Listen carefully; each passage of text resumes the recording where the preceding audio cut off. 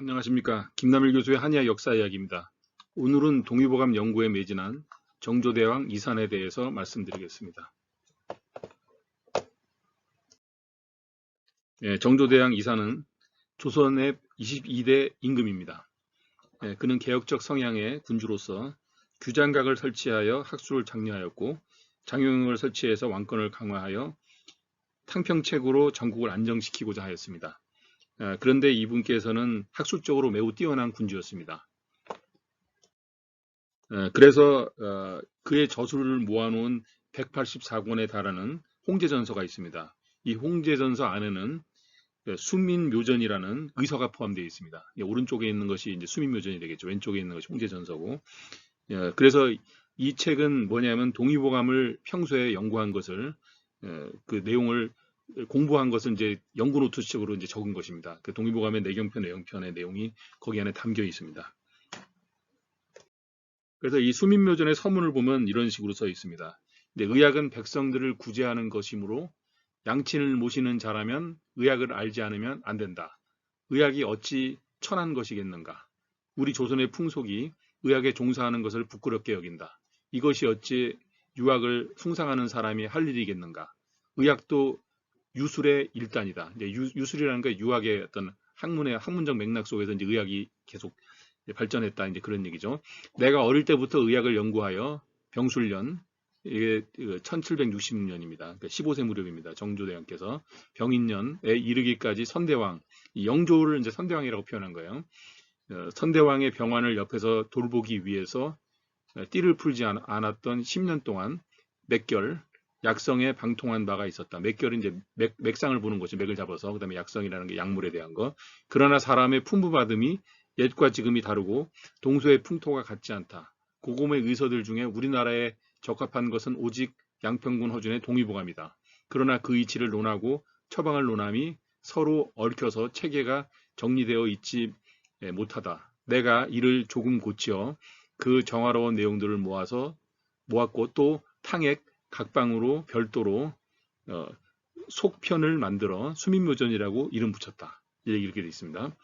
그러니까 그래서 이 수민묘전의 서문을 통해서 세 가지 정도를 파악할 수 있습니다. 첫 번째가 이제 수준 높은 의학 지식이 보급되기 위해서 양질의 정보를 담고 있는 의서가 전달되어야 한다.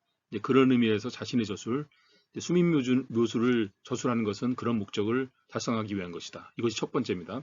두 번째가 이제 수민묘전이 그 선대왕의 질병, 이 영조의 질병이죠. 11년간 치료했던 경험을 바탕으로 해가지고 이것을 이제 기록했다. 이런 말씀을 했습니다. 그래서 이것이 두 번째가 되는 것이죠. 자기 의학 경험을 이제 거기다 녹여서 말하기 위해서. 세 번째가 이 수민묘전이라는 책 자체는 일종의 동의보감 학습의 결과물이라는 것입니다. 실제로 수민묘전은 동의보감의 내용을 학습하면서 이제 적은 그 공부 기록의 어떤 성격이 강합니다. 그래서 이 책이 이제 동의보감 학파의 어떤 의소로 분류될 수 있는 것이라고 볼 수가 있는 것이죠. 그래서 우리가 그 조선 후기 그 개혁파를 등에 업고선 제위기간 동안에 많은 치적을 쌓았던 정조대왕의 죽음에 대해서 여러 가지 의문들이 있습니다. 그래서 그 이인화라는 작가가 이제 오른쪽에 있는 그 영원한 제국이라는 그 소설이 바로 그것이죠. 정조의 죽음에 대한 이야기를 아주 흥미롭게 이제 써놓은 그 소설이었고, 또 안성기가 주연한 그 이 영화 똑같은 제목의 영원한 제국이라는 또 영화가 만들어져서 아주 히트를 쳤었죠. 이게 뭐냐면 이제 정조가 이제 이런 여러 가지 이제 내용을 보면 알 수 있는 것이 의학에 뛰어난 능력이 있었던 것은 어린 시절부터 이제 독살에 대한 두려움에서 벗어나기 위해서 이것도 이제 굉장히 중요한 거라고 볼 수 있습니다. 이제 영조대왕을 병을 치료한 것도 있고 거기다가 이제 자기가 이제 그 독살될지도 모르는 어떤 그런 걸 대비해서 항상 이제 공부를 해야 되는 그런 위기 의식도 있었다고 볼 수 있어요. 그런데 이제 이분이 1800년 6월 14일에서부터 28일까지 거의 한 14일 정도 되죠. 보름 정도 되는 동안에 그, 그 정조 대왕의 어떤 실록을 써놓은 이제 그 내용을 보면 정조가 등창으로 고생을 하는 어떤 내용이 납니다. 그래서 이를 치료하기 위해서 가감소요산, 백호탕 이런 것들을 사용할 것을 이제 주장합니다. 정조 대왕이 그 자기의 질병을 실열로 주장하죠. 자기가 몸이 실한 사람이라고. 그런데 이제 어이들은 그게 아니라 허요일이다. 이제 이렇게 생각을 해가지고 몸이 허에서 생겨난 이제 열로 봐가지고 서로 상충되는 어떤 견해를 가지고 이제 있었습니다. 그런데 이제 고집을 꺾지 않았습니다. 정조대왕이. 그래가지고 연운방이라는 검증되지 않은 치료 방법을 사용하게 되는.